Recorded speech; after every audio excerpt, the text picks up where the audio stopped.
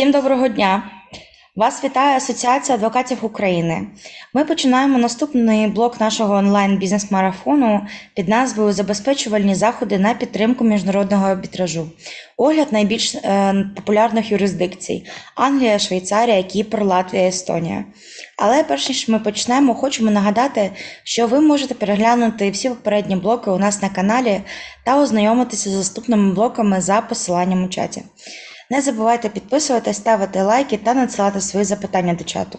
Розпочинає наш марафон Ірина Мороз. Прошу. Доброго дня, колеги. З вашого дозволу я перейду на англійську мову, оскільки наш семінар проходить англійською мовою. So, good morning, everyone. I'm really pleased to welcome today our very experienced speakers.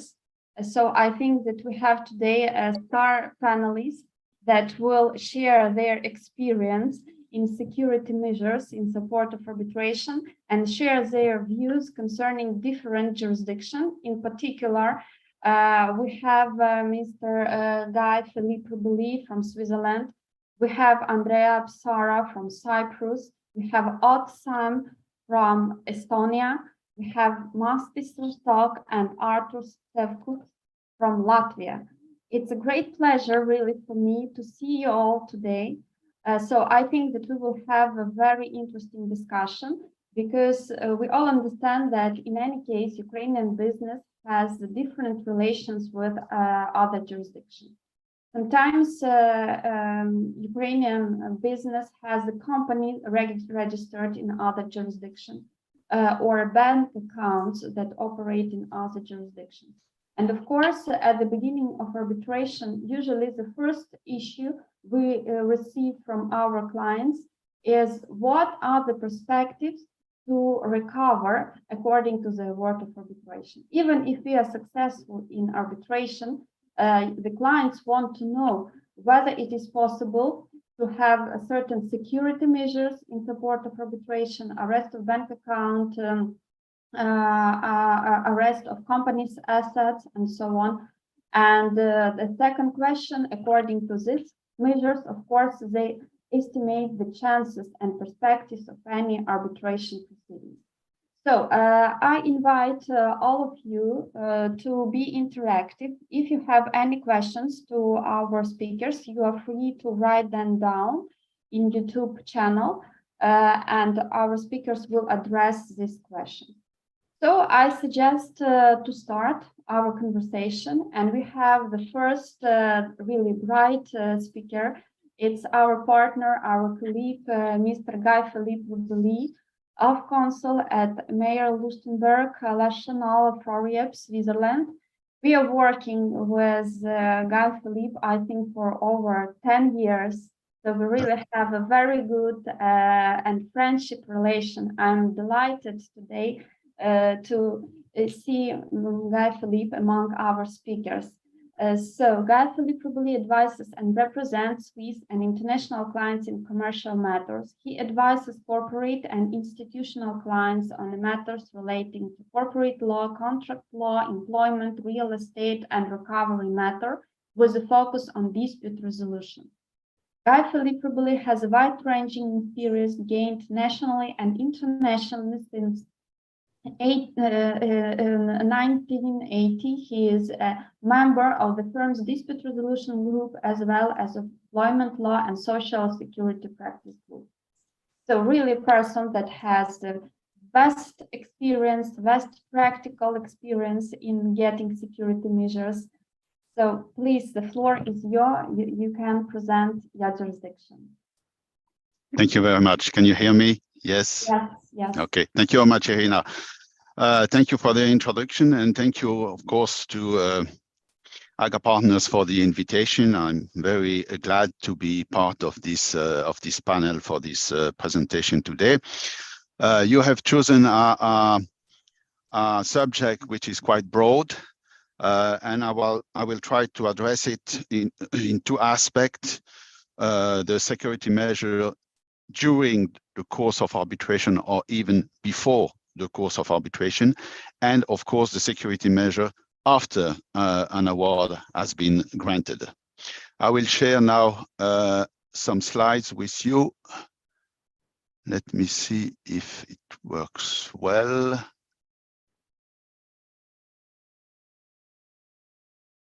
Yes, it works. We can It see. works.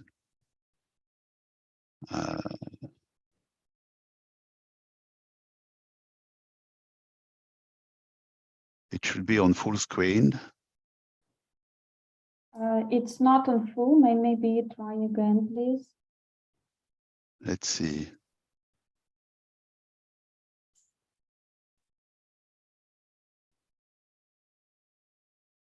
Yes. Now it is, I think. Yeah. It's on a full screen. Okay, so I will do a short introduction and then I will discuss the interim measures which are available to the arbitral tribunal, and then move to the enforcement of such interim measures, first in connection with arbitration in Switzerland, then in connection with arbitration abroad. And then I will move to the security measures in support of the enforcement of arbitral awards this time. And I will say some words about security for cost. A short advertisement for Switzerland first. As you can see, more than 10% of the ICC arbitral proceedings are seated in Switzerland, which makes Switzerland the first most chosen seat for ICC arbitration in 2020. I have not the figures for 2021. The legislation which is applicable to international arbitration is the Chapter 12 of the Swiss Private International Law Act that we'll call PILA. And of course, Switzerland is also member state of the New York Convention and of the Lugano Convention on jurisdiction enforcement of judicial decision. The Chapter 12 of the PILA is not based on the ancestral model law, but is very close to the ancestral model law.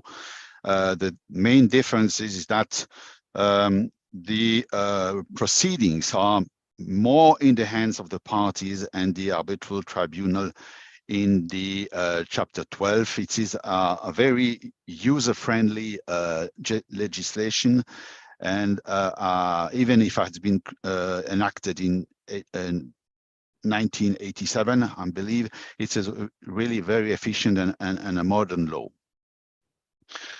Now, let's go to the subject. Under Swiss law,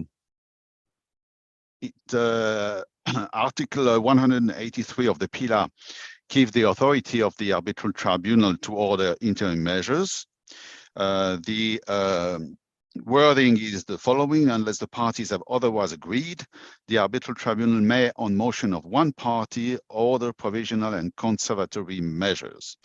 So when an applicant ask an arbitral tribunal to grant interim measure, the arbitral tribunal will first look if he has prima facie jurisdiction, also prima facie evidence of risk of imminent harm, and he will use the proportionality concept to see or to weight the imminent harm with the damages that could cause the interim measures. The arbitral tribunal will also look at the reasonable chance of success on the merit of the applicant. And I just wanted to mention that urgency is not a distinct requirement, but it is an important factor for the arbitral tribunal to grant an interim measures. With regard to the types, they are not defined by the PILA. We can have conservatory or protective measures, regulatory measures, interim performance measures. That is any measure to protect the rights of a party in view of securing the effectiveness of the award, to regulate the relationship between the party and to preserve evidence. For instance, we have we can have an order to perform or refrain from performing certain acts, for instance, drawing on a bank guarantee. We can have an order to continue manufacturing or to continue supplying for a company. We can have also an order to authorize inspection or designate an expert. With regard to monetary claim, there is a prevailing view in Switzerland that an arbitral tribunal cannot grant freezing order, but it's a bit disputed. On the contrary, it is admitted that the arbitral tribunal can order a party to furnish a bank guarantee or to provisionally depose a sum of money or to refrain from disposing of assets. Other types of measure is the suit injunction. There are different approaches with regard to these type of measures. It is generally admitted, but with a care. The arbitrators have two main reservations with regard to these type of injunctions. The first one is it might be against the concept of competence, which allows the arbitral tribunal to decide on its own jurisdiction. And it might also be against the free right of a party to access to courts. With regard to security for costs, it is also admitted by Swiss law, but generally in case of manifest insolvency, I will come back later on this subject. With regard to the procedural issues, you see that ex parte orders are admissible as provided in the unsuitable model law, but only in exceptional circumstances, in case where there is really ultimate urgency or to prevent the disposal of assets. I would say that arbitral tribunals sitting in Switzerland are rather reluctant to order such kind of ex parte measures because they fear that the party against whom the measure is directed may lose confidence in the arbitral process. If they finally decide to order an ex parte measure, it is usually with a security order. The arbitral tribunal may order a security to cover the potential damages. Regarding the form of these measures, that could be an order or an award, but under the pillar, so the Swiss legislation, there is no way to set aside a decision granting or refusing interim measures. As you know, with regard to enforcement, the arbitral tribunals have no power to enforce such measures, and it is generally expected that the parties will comply voluntarily to the orders granted by the arbitral tribunals. It is debated if the arbitral tribunal can order penalties in case of non-compliance. There is no consensus on that. I will not discuss much more about this. There is a large non-consensus, I would say. On the contrary, of course, the arbitral tribunal can draw adverse inference in case of non-compliance. It may also impose damages to a party who is not compliant, or set deadlines, send reminders, for instance. Now, I would like to go to the recognition and enforcement of the interim measures. If they are granted by Swiss arbitral tribunals, the party or the arbitral tribunal can seek assistance from the courts. This is provided in the article 183 of the pillar. Of course, here we have an issue, because if the place of enforcement is abroad, because the debtor or the other party is located abroad, then it's not possible to ask to the Swiss court, for the Swiss court to assist, and the arbitral tribunal or the party have to seek the assistance of the foreign courts. If the Swiss courts are called to assist, they will check prima facie jurisdiction of the arbitral tribunal.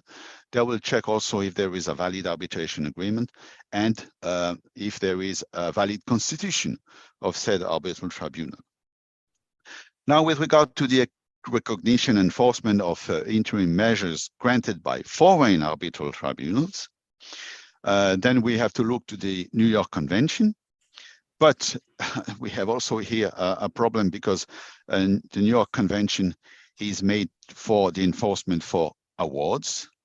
And usually the interim measures are not issued under the form of an award. So here we have an issue to apply the New York Convention for enforcing foreign interim measures. So then again, we have to go to the court assistance, and what is generally accepted but debated is that Swiss court would have, if Swiss court have jurisdiction to grant that kind of interim measures, if the application were made directly to the Swiss court. So in that case, Swiss court could provide assistance. With regard to the monetary claims, even if we assume, we've seen that this is disputed, but even if we assume that an arbitral tribunal can grant a freezing order, there is again no enforcement available, except through assistance of the courts. And then we have here an issue because we have no surprise effect. So in those cases, what we have to do is to seek a local freezing order, and I will discuss that later on during my presentation. Interesting to note that there might be concurrent jurisdiction of the courts and the arbitral tribunals. So the parties are free to seek interim relief either from the arbitral tribunal or from the court. And I will just remind here that according to the PILA and the Lugano Convention, the Swiss court have jurisdiction to grant interim measures, even if they have no jurisdiction on the merits. So parties are entitled to go and ask for interim measure either from the arbitral tribunal or directly from a court in Switzerland. Enforcement, of course, the measure ordered by Swiss court will be enforced according to the Civil Code of Procedure, and the measure ordered by the foreign courts will be enforced through the mechanism of the Lugano Convention and the PILA. But here it is debated as well, but because according to the PILA, the decision must be final, and generally not the case with interim measures. If we have a conflict between courts and arbitral tribunals, the question is whether it is possible for a party to have, in fact, a second chance. The party seek an injunction from the courts, for instance, and cannot get it, then it can go through the arbitral tribunal and try to get it from the arbitral tribunal. In principle, it is admitted that if a court or an arbitral tribunal has denied the interim measures to a party, there is no second chance for that party to try to get another measure from the other court of arbitral tribunal. Challenging interim measures. There is no possibility to challenge the measure granted by arbitral tribunal and the Swiss law, but of course it is possible for the ones granted by the courts. Now, I'd like to move to the security measures when we have an arbitral award, which has been granted. So in Switzerland, the recognition and enforcement of foreign arbitral awards is governed by the PILA as well, and the New York Convention, and also in some case by some bilateral treaties. Switzerland has signed bilateral treaties, for instance, with Germany, Spain, Italy, or the Czech Republic, some European countries. What can be recognized and enforced? Of course, awards, but also partial awards on the merits and cost awards. If we want to apply New York Convention for the enforcement, it must be an international award. That means that cannot be an award granted by an arbitral tribunal which is seated in Switzerland. I just remind here the difference between recognition and enforcement. I think it's not necessary to insist on that. And we can go now to a more specific aspect with regard to the proceedings for enforcement. If we have a monetary award, that means sentencing a party to pay an amount of money, then it's compulsory in Switzerland to apply the Swiss Debt Enforcement and Bankruptcy Act, called the DEBA. And the proceedings start with a request for debt collection through the service of a payment order to the debtor, and the debtor has the possibility to object the payment order, and then the creditor then should try to get the lifting of this opposition through a summary proceeding, as I mentioned, to set aside the opposition. And in these summary proceedings, which are rather short, we'll discuss the timing later on, the court will verify if the prerequisites of the New York Convention are met, that is the Article 4 formal conditions and Article 5, which are more of substance. And if the objection is raised by the debtor, the court will have to look at the claim, whether it has been paid or deferred or if it is time-barred. The court decision in the summary proceeding is subject to appeal in the canton to the highest court, and then to the federal tribunal, which is our Supreme Court, if the claim is for more than 30,000 Swiss francs. It's about 30,000 euro now. All this, of course, can take several months. For the summary proceedings, it can take between 3 to 8 months, I would say, and then 6 or 8 additional months if the case goes to the federal tribunal.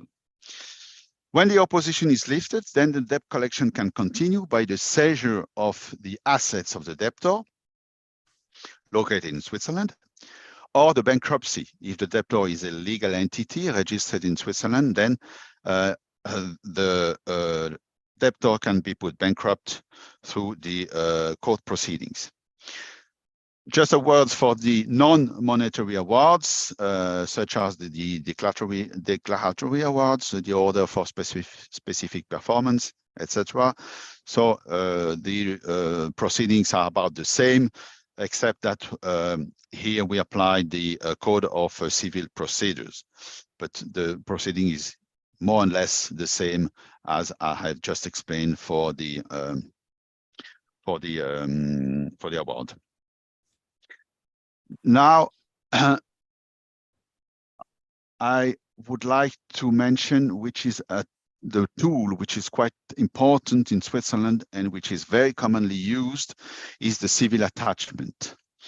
The civil attachment is in fact a court order which is rendered ex parte at the request of our creditor, aiming to freeze the asset of the debtor which are located in Switzerland. Usually this is sought prior to initiation the debt collection of proceedings I have just mentioned before. And it can be rather easily obtained in reliance of an enforceable award based on the Article 2071, paragraph 6 of the DEBA for debtor domiciled abroad or in Switzerland. To get the attachment from the court, the applicant must bring a prima facie evidence, not a strong evidence, just a prima facie evidence that he holds a claim, that the claim has been admitted by an award, which is enforceable according to the New York Convention. So we have to look if the condition of the New York Convention are met, and as in particular the formal condition of Article 4. And then, and this is a very important aspect, the applicant, the creditor, must bring some prima facie evidence that there are assets located in Switzerland. It could be any type of assets. Usually we are talking about bank accounts. It is not sufficient to just allegate that the debtor has bank accounts in Switzerland with X or Y bank. We have to bring some kind of written evidence. That could be a statement of account for a statement of a bank account. Could be also a contract where the account of the debtor is mentioned. Any document showing that there might be some account or assets located in Switzerland. It is also possible, and this is very interesting, to get an attachment before the commencement of the arbitration or during the course of an ongoing arbitration, but only if the debtor is located abroad. And then in that case, it is also necessary to show a sufficient connection with Switzerland. And this connection, the concept here of connection or sufficient link, is not restrictively interpreted by the courts. For instance, if the seat of the arbitral tribunal is in Switzerland, or if the Swiss law is applicable to the dispute, also if the domicile of the creditor is in Switzerland, or the performance of the contract has to take place in Switzerland, that's sufficient to create that link, but not the mere existence of a bank account. If the only link is the existence of a bank account, this is not sufficient to get an ex parte attachment order. Or it is also possible in that case to get the order if the debt has been recognized by the debtor. Any contract, for instance, may be sufficient to convince the court that the amount of the debt has been recognized by the debtor. Now, if it is granted, the order, the attachment order, must be validated by several steps in the debt collection proceedings or directly to a court or an arbitral tribunal.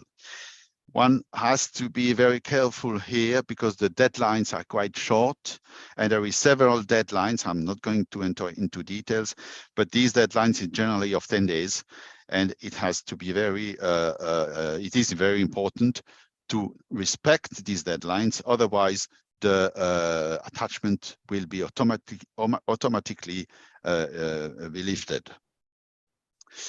When then, at the end of the day, the claim is confirmed by the court or the arbitral tribunal, the proceedings will continue again by the seizure of the assets of the debtor located in Switzerland, or through the bankruptcy if the debtor is registered in Switzerland.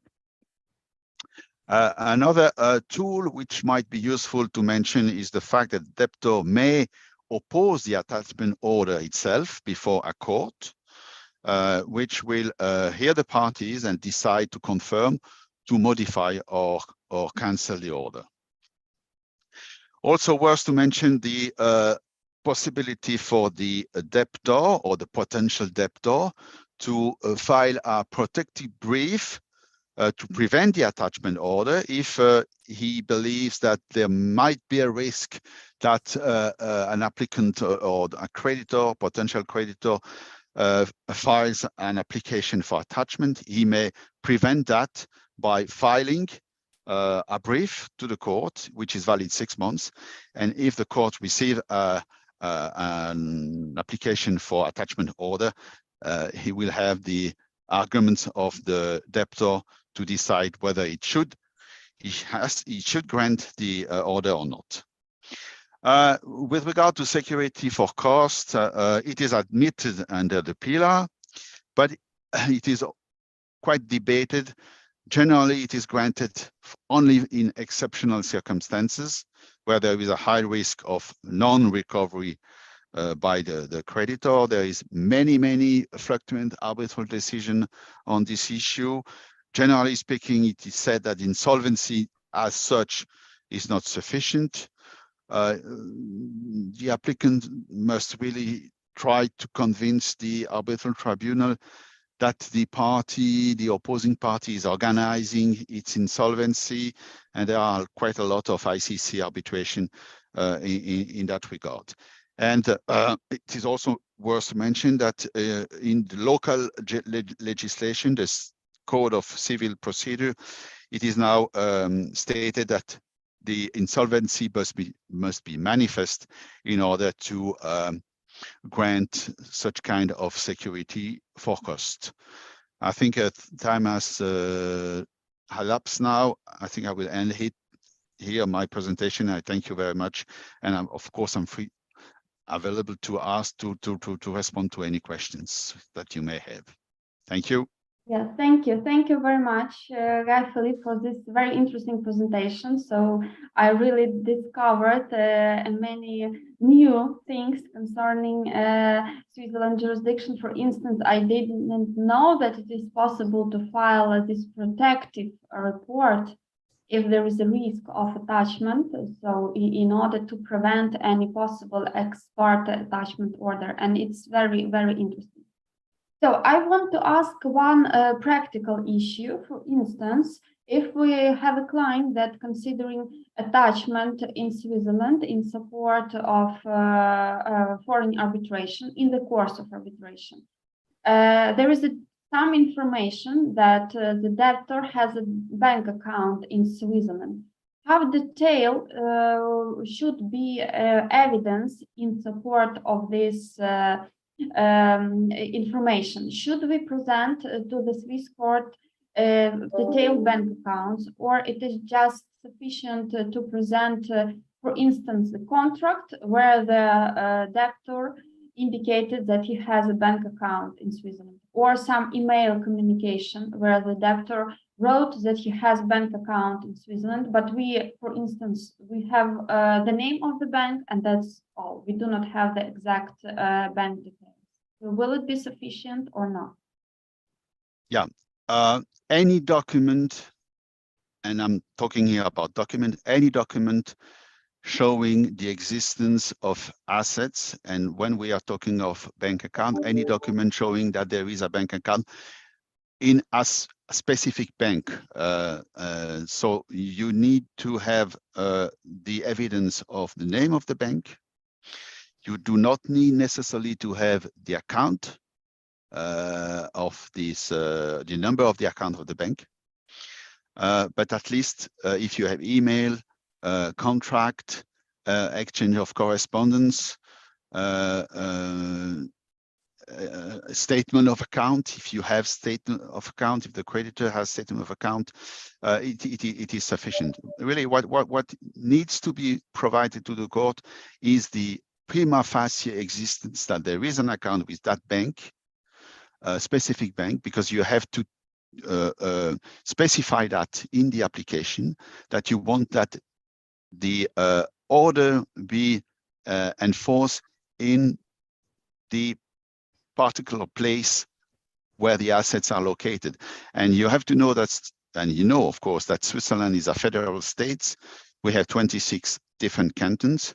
So if you apply, for instance, in Geneva for an order, but you know that the account is located in Zurich, so you have to ask the Geneva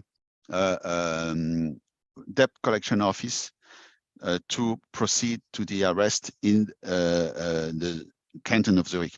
So it is important to show where the assets are located, and in particular, in which bank the account is located. Yeah. So thank you very much for this explanation. And one more question as well from the practical point of view. For instance, if we are successful and the Swiss court has granted us a Swiss attachment and arrested a certain bank account in Switzerland, but we are not aware if the debtor has any monies to that bank account. When we would be able to discover this information, how long we should wait and how far we should go in the course of the further proceeding in order to get this information? It's a very good question. It might be an issue because the bank will not respond to the debt collection office whether there are a relationship, whether there are assets located in the bank until the attachment is finally declared final. I mean, since there is the possibility for the debtor to object the order itself, then one has to wait that the order is finally confirmed. And at this stage, which might take a few months, at this stage, then the banks will have the obligation to respond. So before we get that final confirmation of the attachment order, we will not know if we have attached any assets. So that's the situation. We have to proceed, to go ahead, to validate the attachment, to proceed to the court if we have to have the claim confirmed. And in parallel, we have that proceedings of confirmation of the attachment order. And before we have that confirmation, we cannot know if assets have been attached. Yeah, I understand you. So yeah, sometimes it takes time, but I think that Swiss attachment is always a very interesting and efficient tool in the course of arbitration, or once you have received the award of arbitration and you are considering enforcement. So of course, the first thing from my recommendation, you should think about that is a attachment in Switzerland. Of Absolutely. course, we have certain aspects you said in the course of your presentation. If we gained the attachment against the company registered in Switzerland, then in order to get recovery, we should as well initiate bankruptcy proceedings. Correct. So, correct.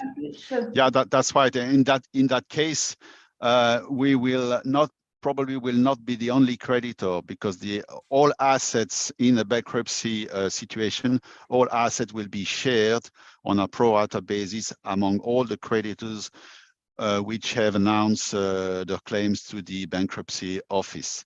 So yes, it is good to start with the attachment and try to attach assets, but against a Swiss creditor registered on the trade register in Switzerland, we will end up with a bankruptcy proceedings, and we will have to share among the creditors, right? So yeah, that's important aspects. And according to my understanding, and am I right or not, that security measures attachment does not give any priority of the claim. If there is a number of creditors, all they will receive recovery once you have a bankruptcy proceeding against company based in Switzerland, according to the lines of creditor. Yeah, this is correct. Absolutely correct. Yes. Yeah. There is no privilege. Yeah. So thank you, Guy Philippe, for this very interesting presentation. You're welcome. It was very useful. I remind to all our audience that if you have any questions, so please write them down in our YouTube stream channel, and our speakers will be delighted to address your questions. And now I'm passing the floor to our next speaker, Andrea Psara, that will cover Cyprus jurisdiction. Andrea is a partner at Kaimakleotis, Cyprus. Andrea is heading the dispute resolution practice. Andrea has experience in advising clients, including high net worth individuals, multinational corporations, and banking institutions for matters relating to arbitration, insolvency, commercial disputes, fraudulent transactions, shareholder disputes, commercial injunction, and recognition and enforcement of foreign judgment and arbitral awards. From my perspective, Andrea is really brilliant. She is very clever and always ready to address specific questions you have. So please, Andrea, share your view concerning Cyprus jurisdiction. Thank you very much, Irina, for the kind introduction and the invitation for today. It is indeed a pleasure to be joining you. Given that the matter is quite broad, I will be focusing on the issuance of security measures in aid of ongoing international commercial arbitration. I will be sharing my screen as I have prepared some slides.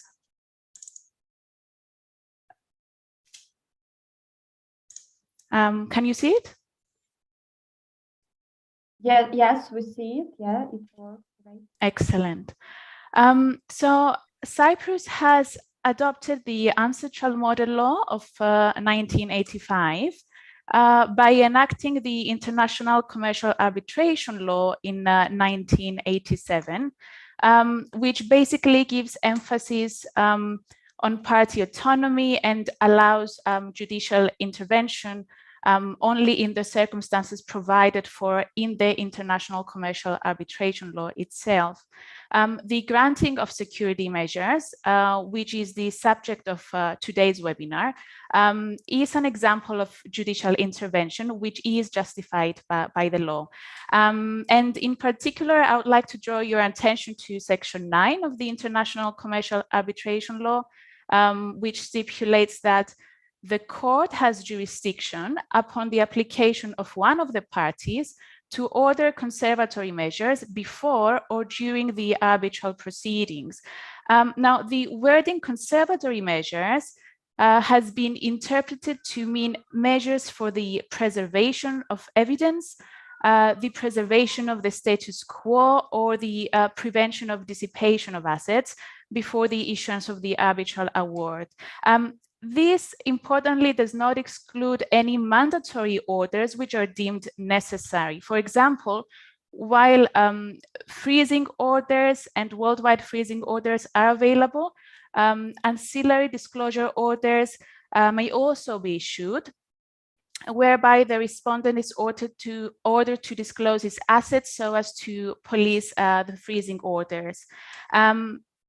Importantly, the applicant pursuing a freezing order shall not necessarily prove that the defendant is likely to alienate or dispose its assets. It is enough for the applicant to show that if the assets are removed, then as an effect, the arbitral award will likely not be enforced. And in cases where freezing orders are not sufficient by themselves to provide protection, and a third party is required to take control of the assets of the respondent to avoid dissipation, then the appointment of an interim receiver is also an available remedy. I think what is important for our purposes is to highlight that freezing orders are not available only against the parties to the arbitral proceedings, but also as against the third party, which will be co-defendant in the Cypriot proceedings, where no direct cause of action lies against him. And this is the so-called chamber order. And it occurs where the third party is sufficiently controlled or has in possessions assets beneficially owned by the main defendant against whom a cause of action lies in the arbitral proceedings. Where security measures are sought before the commencement of the arbitral proceedings, it is important to note that the Cypriot court must be convinced that the arbitral proceedings are imminent. In any event, the primary purpose of the Cypriot court in examining an application for the issuance of conservatory orders under Section 9 is to facilitate the arbitral proceedings as a dispute resolution mechanism chosen by the parties in determining their dispute and ensure that enforcement is not frustrated at a later stage. The courts will issue interim relief in aid of arbitral proceedings if the remaining requirements provided by the applicable national laws relating to the granting of interim relief are satisfied. And to this end, Section 9 of the International Commercial Arbitration Law operates in tandem with Section 32 of the Courts of Justice Law as the jurisdictional basis for the granting of interim relief, provided that the conditions that I will be mentioning now will be cumulatively satisfied. So the first requirement that the court will examine is whether there is a serious question to be tried at the arbitral proceedings. Importantly, this does not require anything beyond the disclosure of an arguable case based on the strength of the pleadings. The second requirement is if there appears to be a probability that the plaintiff is entitled to relief in the arbitral proceedings. And this threshold, importantly, is relatively low in that the plaintiff must demonstrate that it has visible chances of success in obtaining a favorable award. And visible chances of success has been interpreted to mean something more than a mere possibility, but something less than the balance of probabilities, which is the standard of proof for civil cases.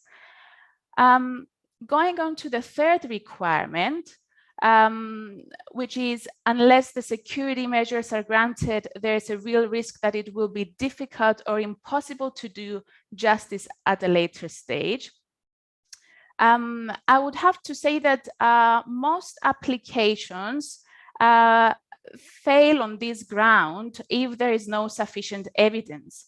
I do have to say that the first two requirements that we just saw, which are seen, are relatively straightforward, and the threshold is such that it is easier to satisfy than this third requirement.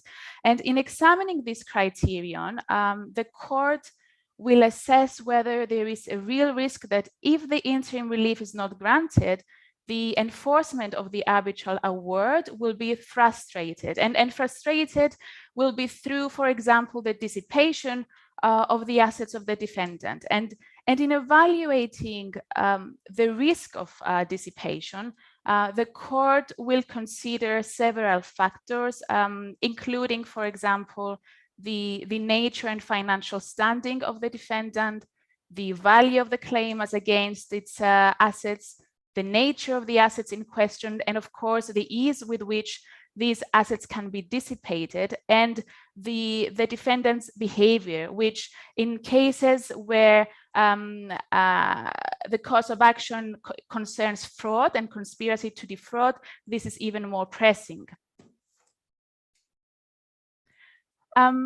If the court is satisfied that the requirements imposed by Section 32 are met, then at the final stage of its assessment, the court will examine whether the balance of convenience lies in favor of the plaintiff. It is therefore the duty of the court to consider the convenience of the plaintiff as against the convenience of the defendant. And if the court thinks that by refusing interim relief, greater inconvenience will be caused to the plaintiff, then the court will grant the conservatory measures. But if the court finds that greater inconvenience will be caused to the defendant, it will refuse the relief.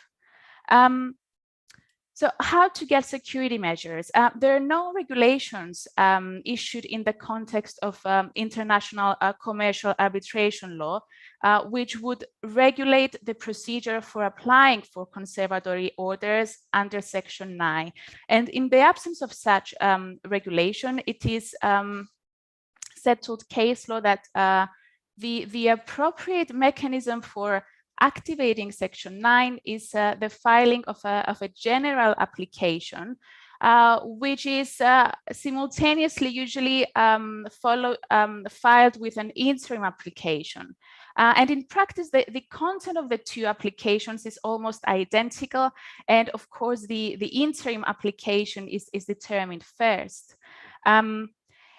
If there is an urgent need for the interim relief to be issued without giving notice to the defendants, then the application for the issuance of the interim relief can be filed on an ex parte basis.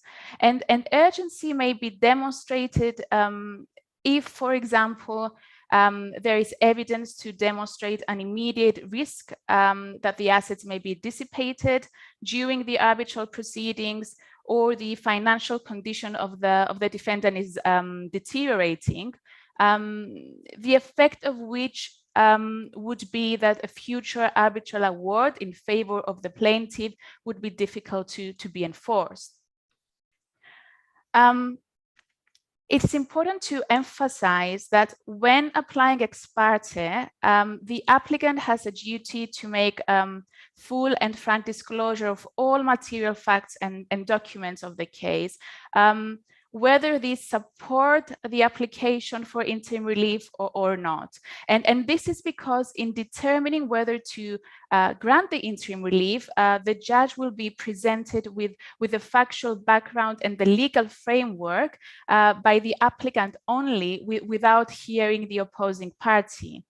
And if during the inter partes hearing at the later stage, it appears that the ex parte order has been issued in breach of the duty of full and frank disclosure by the applicant, then this will result in the automatic cancellation of the ex parte order by the court without even proceeding to examine whether the requirements that I just mentioned were satisfied or not. So this is really important for our purposes. And the test of materiality of a matter not disclosed is whether it would be relevant to the exercise of the court's discretion. So a fact is deemed material if it would have influenced the judge when deciding whether to issue the ex parte order in the first place.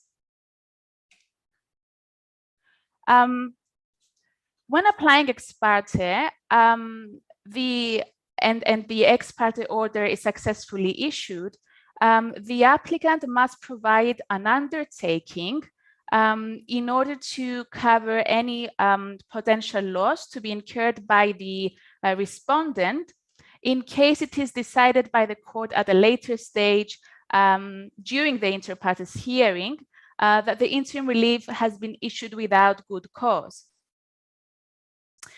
We often get question on the amount of the security that will be ordered by the court at this stage, but the answer is really that this is solely within the discretion of the court. However, from our experience, the value of the claim is, of course, one of the factors that the court will consider. Importantly, the defendant has the right to apply for the increase of the undertaking amount on the provision of satisfactory evidence, of course, if, for example, the ex parte order is rendered absolute. In relation to the form of the undertaking, for applicants that are located within the jurisdiction of the Cypriot court, a simple undertaking will suffice. For foreign applicants, however, it is common for the court to request a bank guarantee to be issued by Cypriot banks or a deposit into court. Moving on to costs and time frames, an ex parte application is an expedited process where the injunction sought may be obtained within 3 to 4 business days from filing, as these are filed on this is filed on an urgent basis. If, however, the application is filed by summons, that is with notice to the respondent, then the injunction sought may be obtained within 6 to 12 months from filing, depending, of course, on the facts of the case and whether the opposing party will employ any delaying tactics. The fee structure that is commonly used in this type of engagement is often based on hourly rates, though fixed or capped fees may be agreed before the initiation of the proceedings. Having said that, from the losing party usually pays the winning party's fees, and in practice, from our experience, the winning party may recover approximately 1/3 to a half of the legal fees. In relation to what assets might be arrested, I would say that the scope of the freezing order is broad. It may cover all assets of a defendant, including direct or indirect assets, assets held jointly with another party, and assets located not only within the jurisdiction of Cyprus, but also outside jurisdiction. And assets may include, for example, shares, immovable property, monies deposited in bank account, and also assets that are beneficially owned by the defendant, but are legally registered with a third party on which the defendant exercises sufficient control. And the defendant is to be regarded as having sufficient control if a third party holds, controls, or disposes the asset in question in accordance with the defendant's direct or indirect instructions. I wanted to mention a recent first instance case that provided an additional hurdle, but this is in the context of the recognition and enforcement of an arbitral award in Cyprus. To be specific, it concerns basically the power of the court and whether security measures could continue to be enforced even after the recognition of a foreign award in Cyprus, that is in aid of execution in order to facilitate enforcement. A first instance court decision of 2017 highlighted that this is imperative, and unless the injunction remains in effect in aid of execution, it would be impossible for the applicant to execute the arbitral award in Cyprus. However, another first instance decision, which was issued last year, in that decision, in that instance, the court held that there is no legal basis upon which the Cypriot court can order the continuance of an injunction in aid of execution of the arbitral award in Cyprus, as there was no pending judicial process before the Cypriot court. And this, in accordance with the reasoning of the case, was because the judicial procedure for the recognition of the arbitral award was concluded. And on the basis of this reasoning, the court cancelled the freezing injunctions which were issued ex parte. I do have to say that first instance decisions are of persuasive authority, but not binding. This decision of last year has been appealed, and the appeal is currently pending before the Supreme Court. And although this series of case law does not really concern the issuance of interim relief in support of arbitral proceedings per se, but the later stage of execution, we can see that there are certain considerations that need to be taken into account as far as continuing the injunctions post-judgment, with the ultimate aim, of course, of successful enforcement. And that actually brings me to the end of today's presentation, and I would like to thank you for your attention. Any questions, of course, are welcome. Thank you so much, Andrea, for this interesting presentation. It was very clear, and I want to ask you one question concerning the assets that we might seize or arrest in Cyprus. If a client is considering Cyprus arrest, does he have obligation to discover those assets before making an application? So whether we should bring a detailed information, what assets are within Cyprus jurisdiction? Because we might have different cases. One case is that the respondent is a company based in Cyprus, and most probably they have some. Another situation might be that the respondent is non-Cyprus based companies, but we have general information that they have a bank account in Cyprus. How detailed should be our evidence concerning the assets that are in Cyprus? Okay, I see. Just to clarify that when issuing injunctions,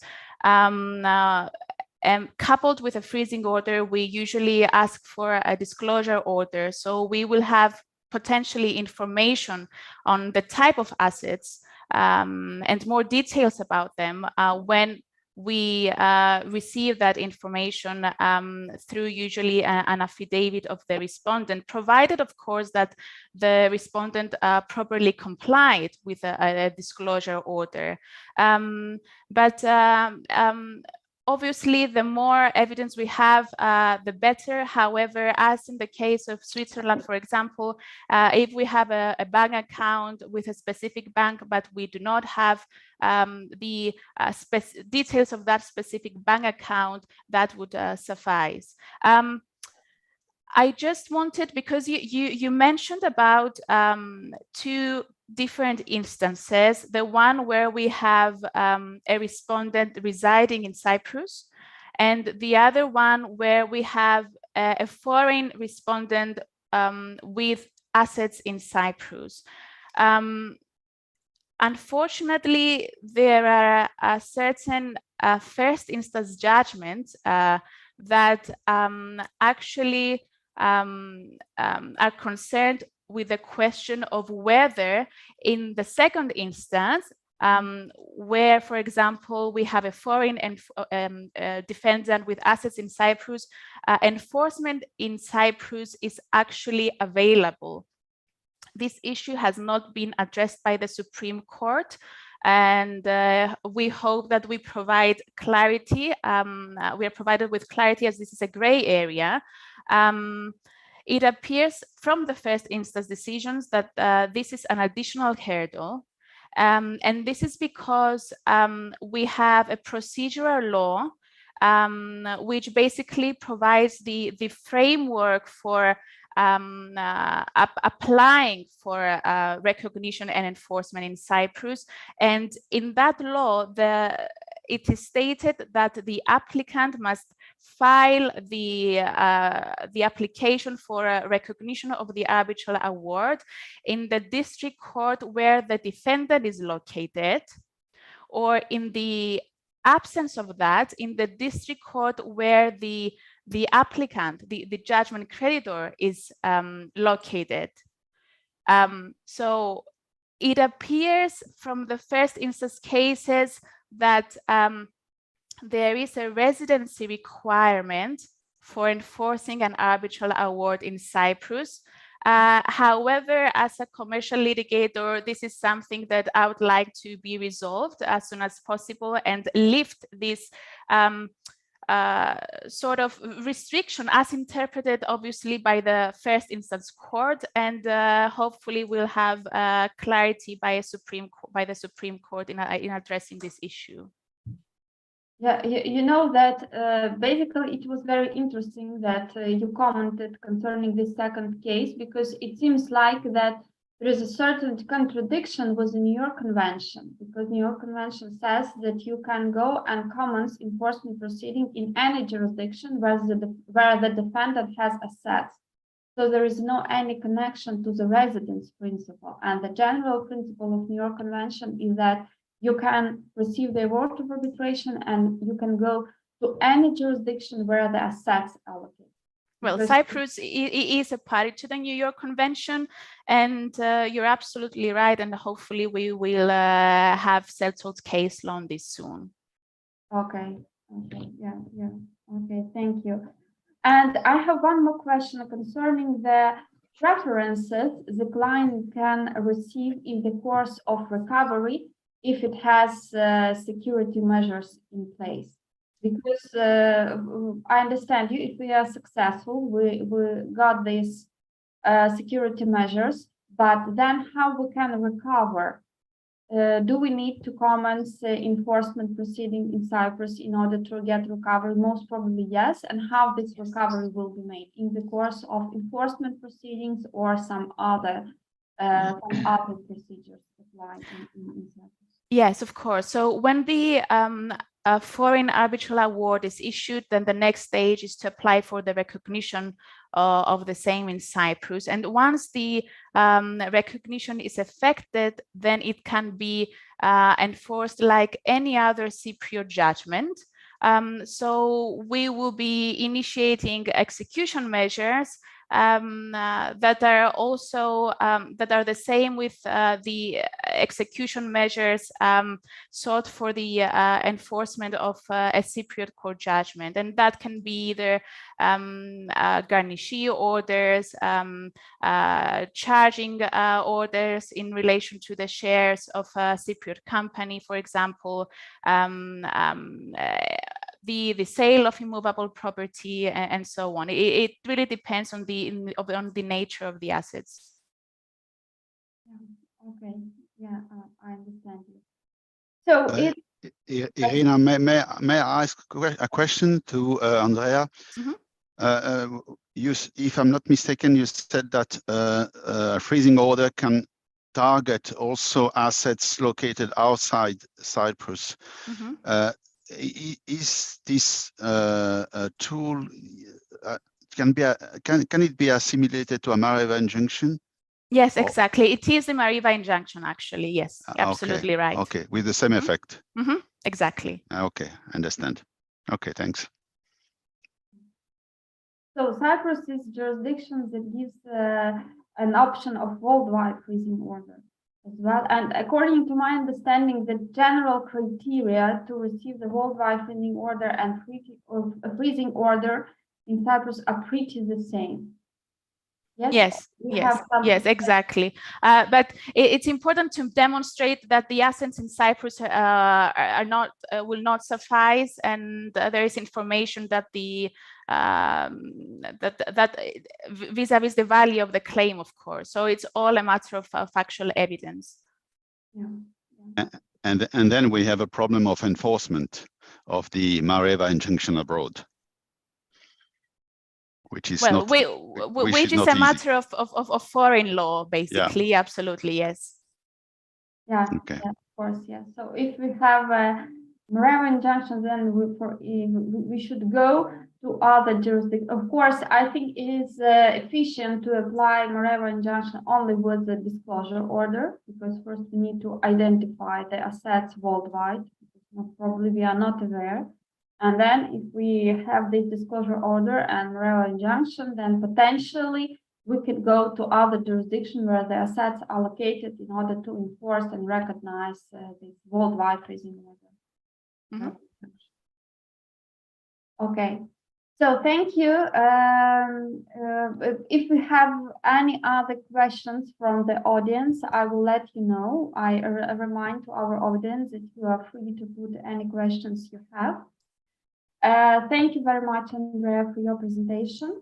And I'm now would like to give the word to Otsem from Estonia. Otsem is a partner at Concordia law firm. He advises and assists clients mostly in business and contract law issues. They also represent clients in civil law matters, both in courts of law and in arbitration proceedings, and if needed, guards client interests in criminal matters. OT also acts as an arbiter recommended by Estonia Chamber of Commerce and Industry. OT really has a very huge practical experience, and he always replies very efficiently and according to the specific questions you have. So all his recommendations have very practical character, and I really appreciate our previous cooperation we had with him. So please, the floor is yours, and you are free to give us the perspective from Estonia jurisdiction. Thank you, Irina. Thanks for all the previous speakers. It's been very interesting and educating to get more in-depth knowledge of the arbitration in your countries. So let's get to Estonia. Let me give you a brief overview of the Estonian arbitration landscape, so to say.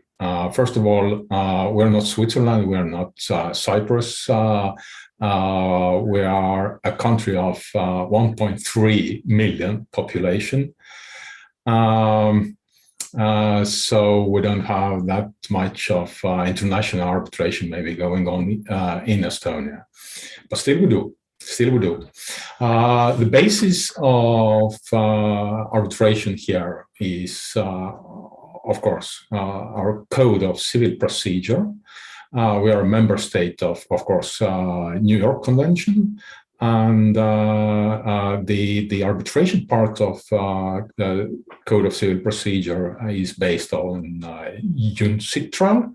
So we are a model law state in this sense as well.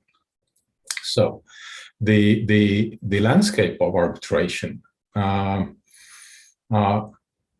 we used to have say tens, not many tens, but around 20, I guess, permanently acting arbitration courts here in Estonia. Some of them were kind of larger and more institutional. Some of them, many of them, or even most of them were smaller. But they were all permanently acting.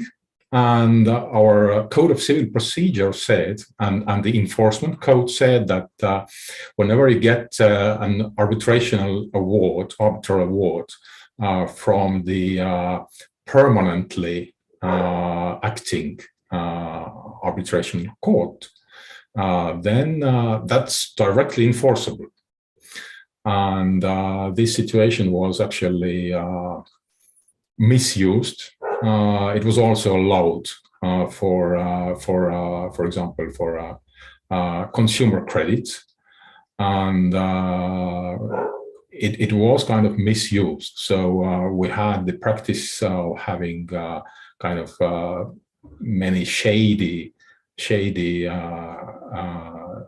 arbitrational courts, so to say, small ones.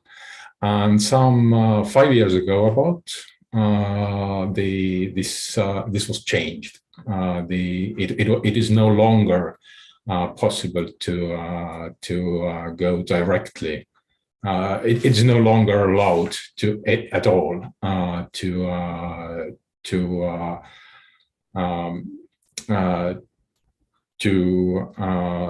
deal in consumer credit matters in arbitration.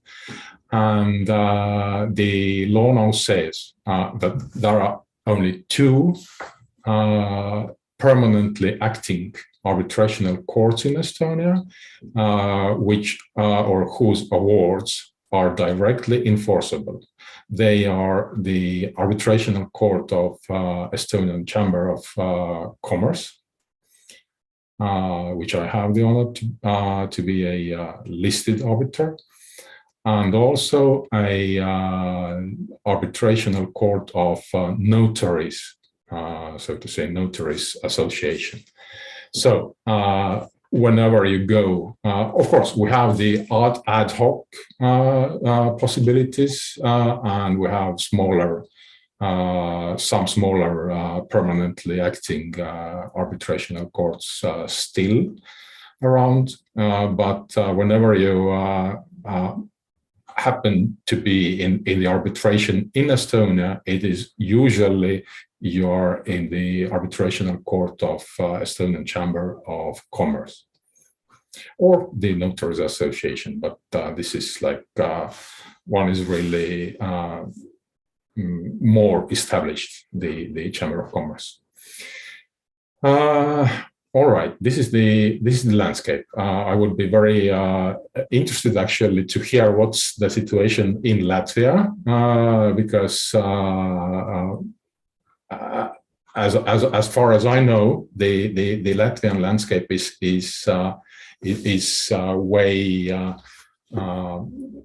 way more colorful.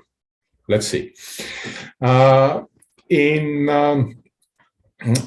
I will use the term, not the interim measures. I will use the term that we use here, kind of traditionally, to secure the claim. So I hope this is okay. So to secure the claim in arbitration in Estonia, it is of course possible to secure it when the claim is going to the Estonian court or arbitration, or also when the claim is going to the foreign arbitration or abroad. I have done it. I have done that for an arbitration matter that went to Kiev arbitration, actually.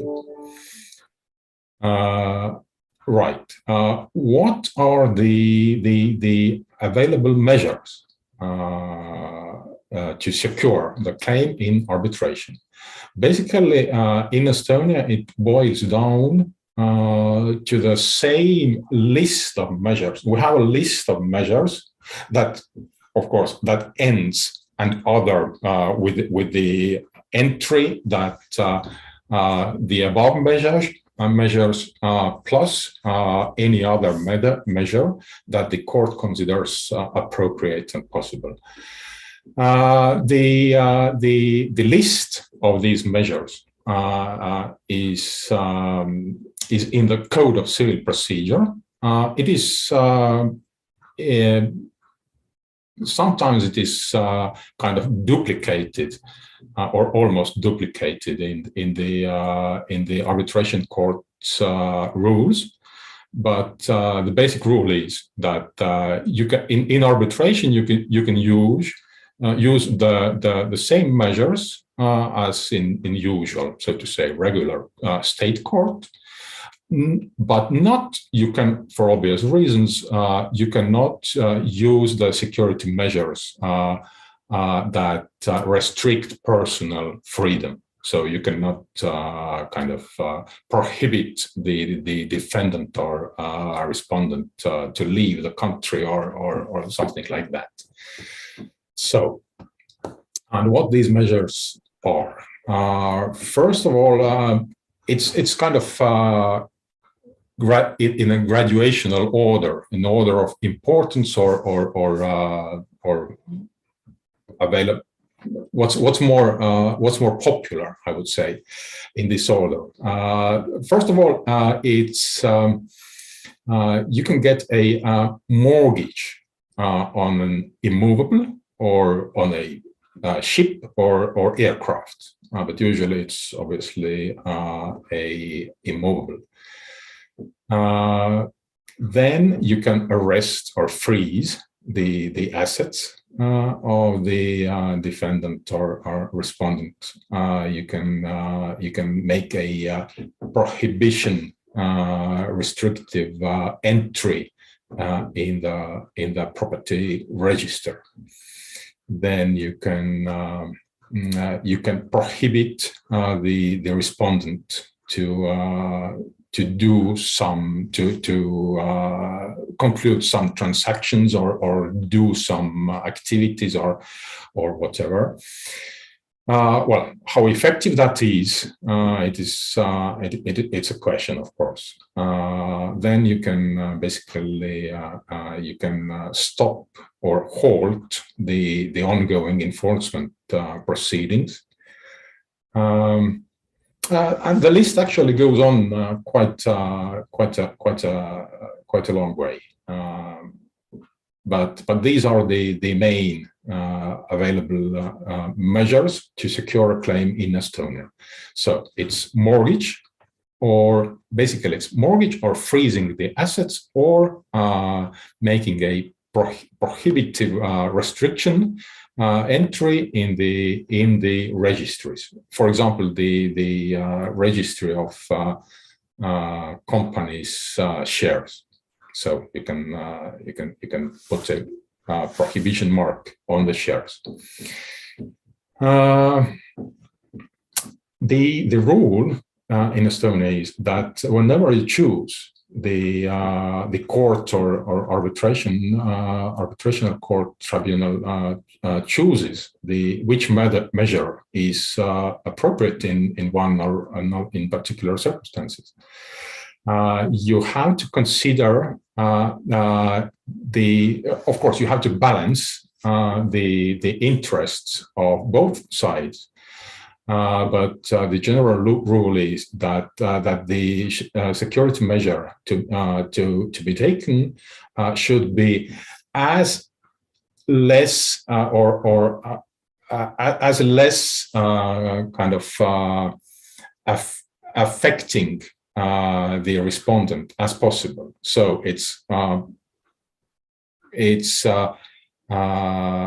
usually this means that whenever there is a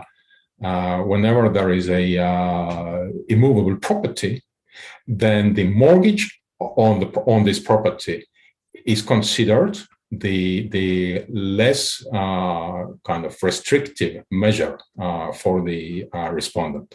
So if you apply for the securing of the claim in Estonia and the respondent has immovable property, then mortgage on this property is the way to go usually. The courts are quite not very fond, not very eager to freeze the bank accounts. They can do it, but you actually never know if you apply for a freezing of the accounts. You actually never know what the court will, what approach the court will take. The approach can be that, yes, of course, if there is no immovable property or any other registered property, that we can use as a security measure, then the banking accounts are basically the only possible option. And yes, of course, we should freeze them.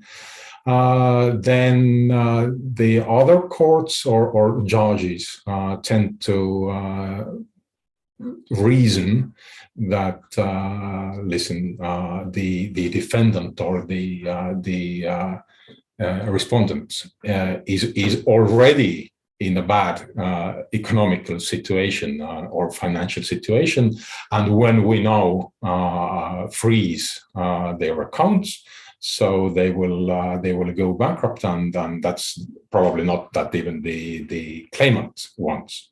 So that's the kind of dilemma sometimes here in Estonia. If there are practical possibilities, the court can apply can combine them, several measures to secure the claim. So how to get these measures, how to get your claim secured in Estonian arbitration. First of all, you can do that before actually filing or initiating the arbitration proceedings, in which case you obviously, there is no arbitrational tribunal yet, and you turn to the regular state court. You have to explain and make it clear to the court what is the situation? Why do you exactly need to secure the claim? And you have not even initiated the actual arbitration proceedings. But this sometimes happens, and it's not very unusual. So this is a possibility here. But then, if you file that, if the court gives you this security measure, then you have to file the actual claim within 1 month from the time that the court secured this claim. After initiating the arbitrational proceedings, it is either the arbitrational tribunal or arbitrational court, or you can also actually go to the state court, regular court. As some of the previous speakers mentioned, in arbitration, when you try to secure the claim in arbitration court or tribunal, you usually lose the possibility of surprise, the moment of surprise, and this seems to be the case in Estonia as well. So I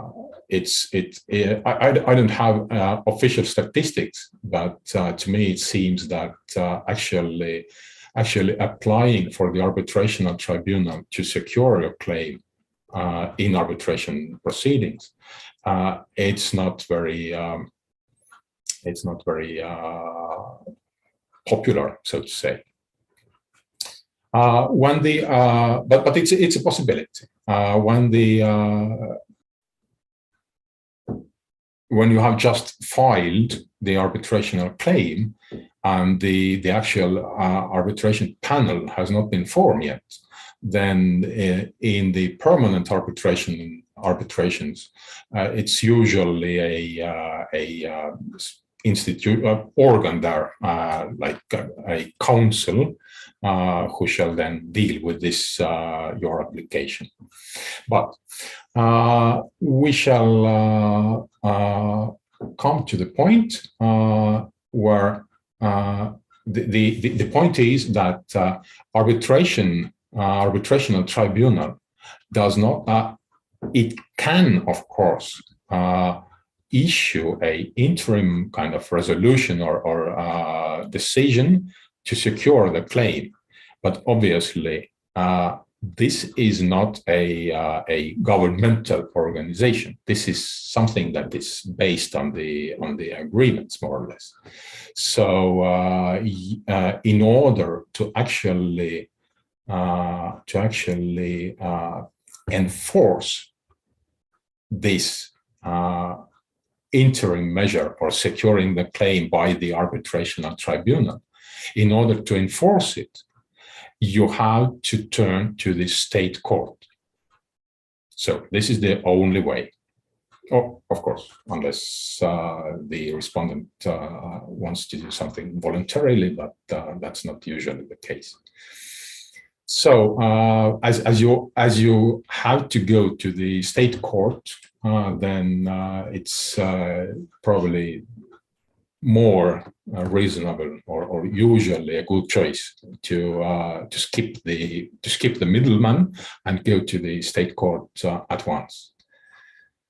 When state court gets the application for interim measure from the arbitration court, then state court is basically entitled to rephrase it as it may deem appropriate, because state courts, well, I don't know why this is the law, but yeah, it may happen that state courts may be more kind of informed of the practice, what is actually possible to actually enforce in the registries and with the bailiffs and etc.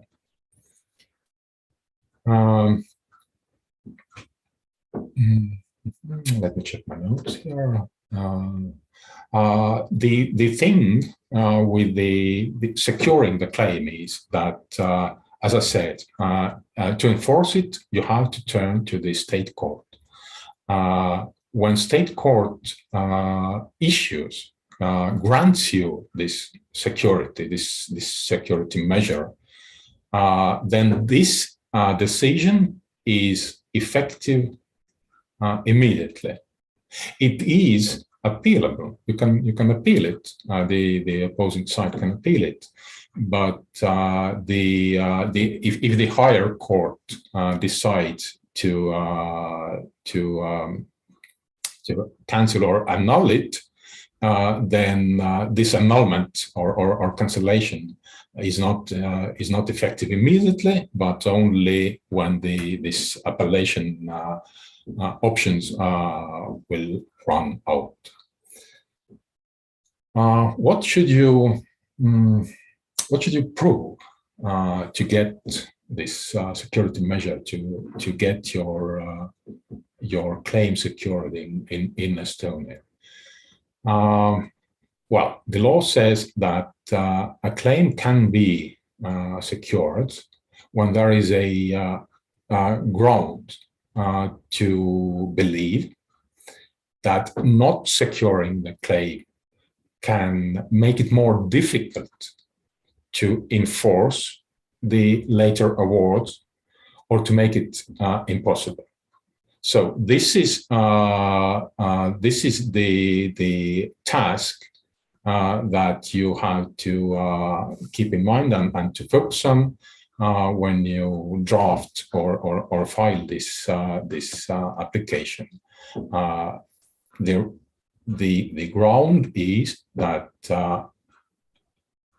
the court, again, I repeat that it has to be so that without securing the claim, enforcement of the future possible award can be more difficult or can be even impossible.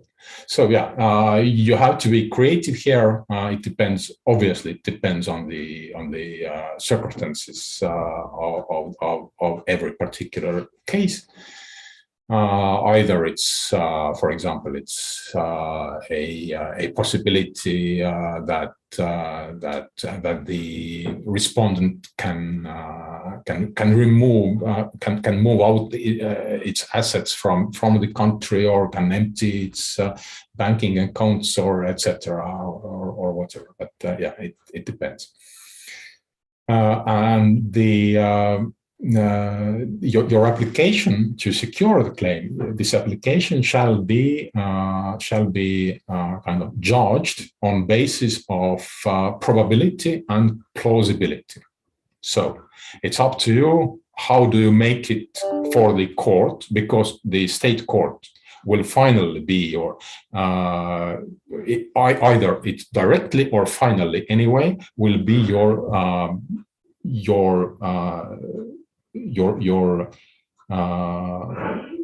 the one who will make the actual decision, so to say. So yeah, it's up to your creativity. How much do you support, and the particulars of the case? How much do you support it, your application, with the evidence? It's usually a good idea, but very much will depend on how persuasive you are in your writing, actually. And of course, the court can only secure the claim if formal preconditions are also met. In the arbitration case, you have to have a valid arbitration agreement, of course, which the court shall check. The application itself has to conform to the formal rules. The claim itself has to be has to have a legal perspective. It's not that the court deciding securing the claim. It's not this court will not predict the output of the dispute, but the court must come to the conclusion that yes, this claim is based on what the claimant says. This claim has a legal perspective. As a general rule, the state court, I'm speaking of state court now, the state court will not discuss this application with the respondent.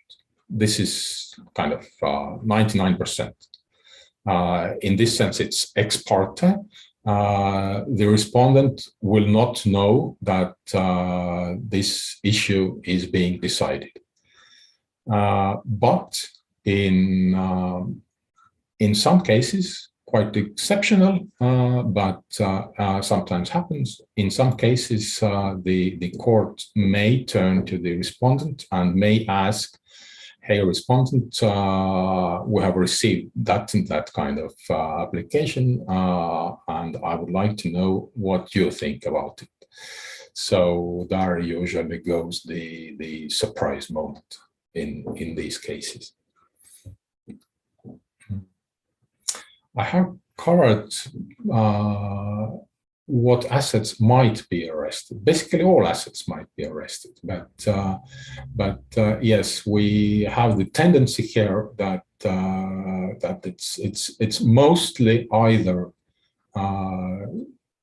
immovables, or the bank accounts. Because immovables are here in the land registry, and the land registry is available to everybody, and it's very easy to look up what immovables the respondent has or has not. There is also a possibility. It can be done.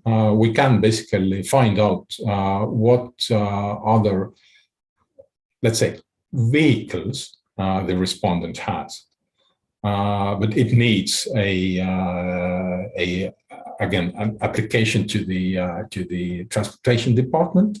You have to base and round this application, and sometimes they may refuse. So if you don't know what vehicles the respondent has, there is a possibility to find it out, but not 100%, let's say. And also obviously the restrictive or prohibitive entries on vehicles in the transportation department's registry. It's not it doesn't have any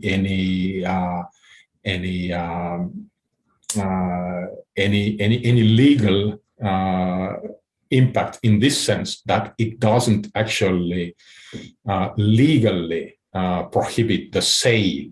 For example, you can sell the car even if there is a entry or tick mark in this registry.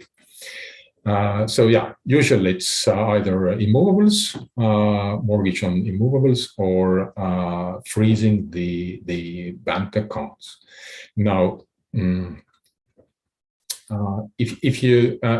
Estonia, as I said, Estonia is luckily, in this sense, is luckily so small that in our practice, it's absolutely usual and I would say traditional that when we file an application to freeze the banking accounts of respondent, then we file it for all possible banking accounts. We usually phrase it like to freeze or to arrest, of course, to arrest, freeze the banking accounts of the respondent in every or in each Estonian credit institution. And that is absolutely usual. We don't have that many credit institutions here in Estonia, so the court will send out the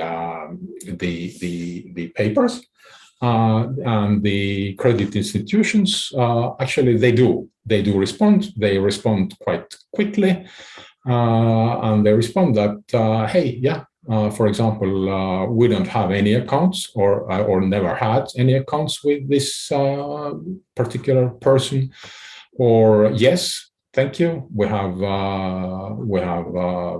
frozen this. He has or the respondent has accounts with us, and we have frozen in the amount that the court instructed. Of course, the amount is dependent on what the amount of your claim is.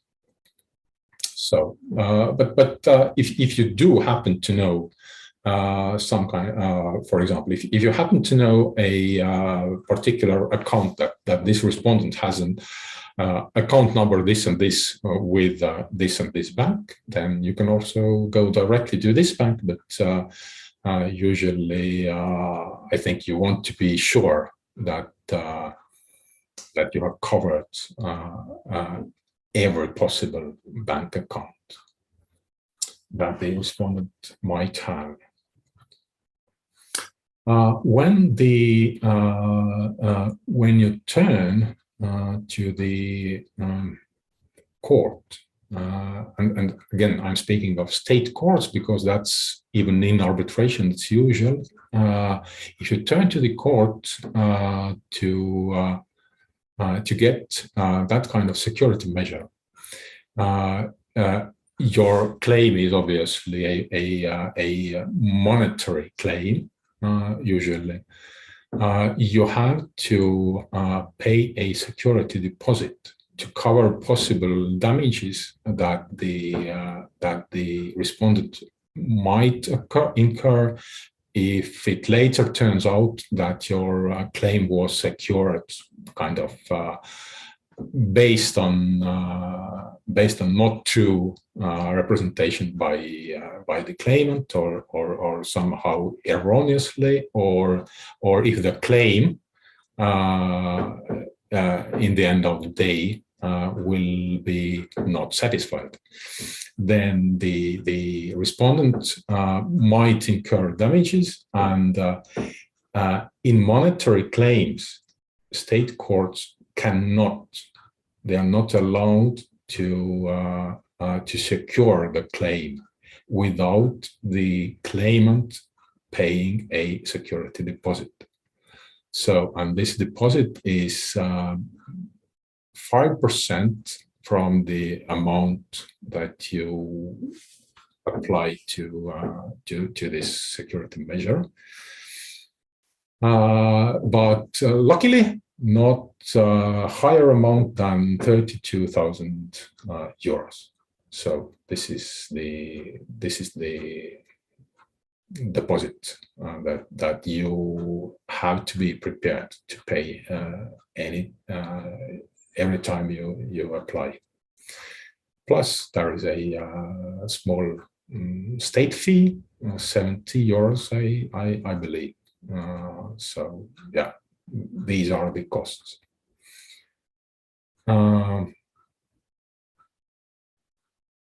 And this security deposit shall be returned if after the arbitration case or the case is finalized, and within 2 months there will be no claim for damages from the respondent, then this security deposit shall be returned to the claimant. Speaking of time frames, if it's the state court will decide the security, whether they will satisfy this application or not. They will decide it basically very soon. They will decide it on the next business day. So this is very, very strict in our law, but this is actually what is happening as well.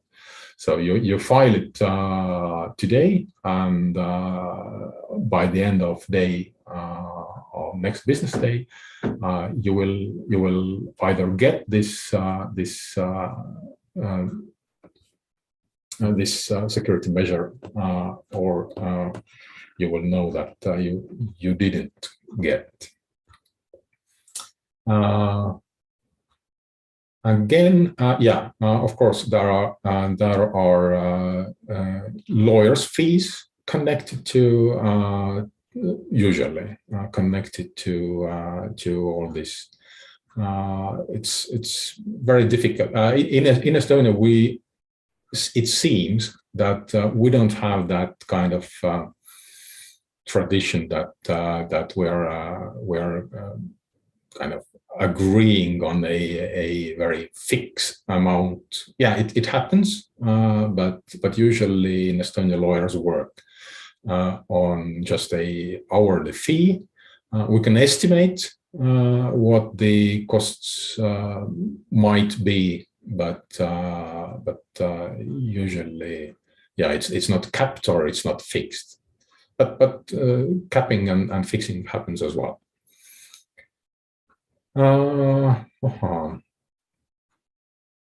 Yeah, basically that's maybe the little overview from my side. Thank you, Ott, for this very detailed explanation. Sorry for not having these slides, but I hope I was clear enough. Yeah. Yes, it was absolutely clear. So you gave a very good picture of what is now going on with the arbitration institution in Estonia, and the very detailed procedure of applying for security measures. I have one question concerning the jurisdictional criteria, whether they exist or not in order to go to Estonia and to seek security measures. So do we need to prove that the debtor is registered in Estonia, or we just need to demonstrate that the debtor has assets in Estonia if he is registered in other jurisdictions? We don't have that. Yeah, thank you for that question. We don't have that kind of restriction, but so yeah, if the debtor's assets that we want to go against are in Estonia, then you can apply in Estonia. But you will run most probably, you will run into the problem that sooner or later you have to reach the defendant, the respondent, and as your standard situation is that you're applying before initiating the actual arbitration proceedings. So you will, in this case, you will go to the state court and basically say that hey, there is a respondent somewhere, I don't know, in France, in Cyprus, There is a defendant somewhere there. Its assets are here, and I would like you to freeze its banking accounts. So it just raises the level of courts' cautiousness, I would say, that it's way easier to get what you want when the respondent is also a resident of Estonia, because later on, anyway, as this proceedings in the state court, they are basically usual state court proceedings. So sooner or later, the court may, of course, decide the securing of the claim ex parte, so to say. But later, the court will anyway has to reach to the respondent and deliver deliver the documents to the respondent as well. And if the respondent is on on Cayman Islands, then the court will probably know that that will be a problematic issue there. Yeah.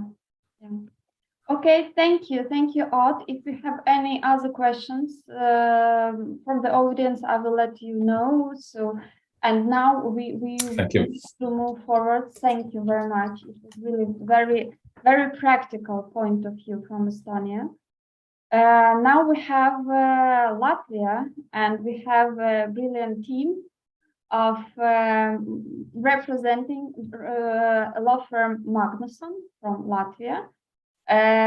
We have Matis Rostok, a board member at Magnusson Latvia, and his colleague Arturs Sevkuks, attorney at Magnusson Latvia. So I would like to say introductory words about Matis. Matis is a board member of Magnusson Latvia. His main practice area include dispute resolution, corporate law and M&A, commercial law and administrative law. In the last 10 years, Matis has worked with multiple complicated litigation cases, including international disputes.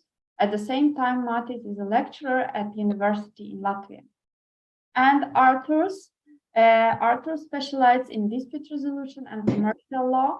Arturs has serviced the public sector, the private sector, national and international companies, and non-governmental sector on a wide range of matters. Arturs also shares his knowledge by making contribution to various law magazines, by publishing articles on relevant issue. And I know pretty well that the arbitration practice is rather huge of my colleagues from Latvia, and they do have experience in security measures. And I think that Latvia has a lot of interesting peculiarities and legal basis to consider before you want to apply security measures. So please, the floor is yours. Yes, hello, thank you very much, and thank you for your kind words. So my name is Matis from Riga, Latvia, and with regards the Latvian arbitration landscape, I would say that Latvia has this rather not kind perception as a place for arbitration, and partly it's connected with the fact that in 2014 there were 123 arbitration courts which were considered as legal arbitration courts where parties could apply for arbitration award. And Latvia has done a review of all these arbitration courts, and as a result, currently we have only, or not only, but we have 64 active arbitration courts. However, I would say that in practice, only 2 or 3 arbitration courts are actually actively used as forums to settle disputes, and I would name Latvian Chamber of Commerce arbitration court, and the second one could be arbitration court of Latvian commercial banks. So these are two the most commonly used arbitration courts. And in our team, me, Matis, and Arturs, we both participate in Latvian dispute resolution practice group, and together with our colleagues in remaining Baltic countries and also in Nordics, we participate in a wide range of mostly commercial disputes, which from time to time also involve arbitration, and of course also securing measures or interim measures. And if we move to the next slide, I would indicate that of course we have similarities with all previous speakers and all previous countries, since I would say that our European legal landscape is more or less, it is unified, and the principles and approach is more or less similar, but of course there are some differences. And if we look at securing measures from, I would say, not so practical view, but from maybe psychological point of view, securing measures are intended to ensure, or at least to try to ensure, that at the end of the day, when the claimant will hopefully receive this positive arbitration court, there will be actives that could be used to actually get any benefit out of the arbitration court, because as lawyers who practically work in these cases, it's quite clear that clients are not looking for well-reasoned, beautifully worded awards. What they are looking for recovery. They are looking for actual enforcement of these beautifully written arbitration awards. Therefore, application of security measures in case the respondent has some financial or other difficulties, or it is clear from the case circumstances that the respondent most likely will try to escape from practical application and enforcement of arbitration award. Of course, it is a must to get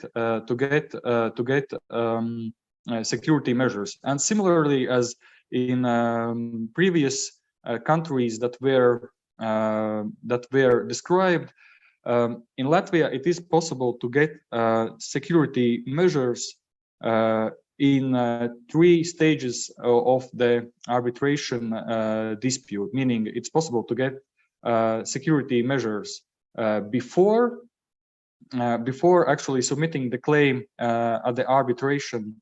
And in this case, it would be a separate application at the national court, and it is subject to national judge to look at least partially on the merit of the case. And the remaining option is that security measures are applied at the same time with the main claim, or after the claim has been arbitration process has been initiated, meaning during the arbitration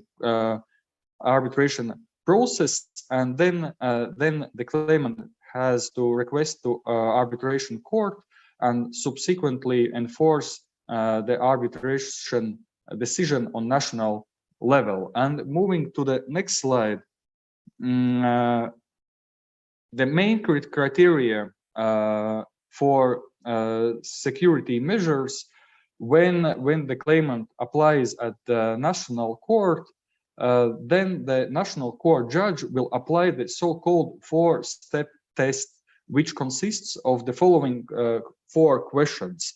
And if the answer to all questions is positive, the judge shall grant a decision and impose interim measures. So the first question is whether there is sufficient reason to believe that the claimant owns the right, the protection of which it requests in the claim. The second question is whether there is sufficient reason to believe that the claimant's right is violated or will be violated. And in general, the review of the mentioned 2 questions is a review whether the claim is reasoned on the prima facie basis. Then the third question is whether there is sufficient reason to believe that the claimant is being harmed or will be harmed by the mentioned insult, and if in event that security measures are not applied, whether his interests will be materially harmed. And then the last question is the test of balance of interests and the necessity of application of temporary protection. So we have 4 questions, but in general they can be divided in 2 parts. So the first 2 questions are whether the claim is reasoned on a prima facie basis, and the second part of 3rd and 4th question includes the question whether it is whether there is a balance between the applicant's interests and the actual imposition of security measures. And then I will give floor to my colleague Arturs to move forward with the Latvian presentation. So thank you, Matis, for giving the floor, and thank you for the kind words, Irina. It was good to hear that. So moving on, what Matis told, the practical side of it is if you want to receive or to grant this interim or security measure, you have to submit application depending on where this case is, but usually it is the national court where you indicate the criteria set by the law, meaning that the name, the personal data of the claimant, details, subject of the matter, amounts, grounds, and also what kind of or what type of security measure you would like to apply. This is crucial. If you will not indicate it, then the court will not accept your application. And the last thing what you have to mention is the evidences, meaning that of course you have to base your applications on some kind of documents or some kind of proof that shows that this judgment will not be enforceable after it will be in force. Also, it should be noted that this decision will be taken within 1 business day. It is the same as it was, I believe, in Estonia. So it is, I think, really fast process how you can secure your rights if the defendant is not dealing in good faith. Moving on.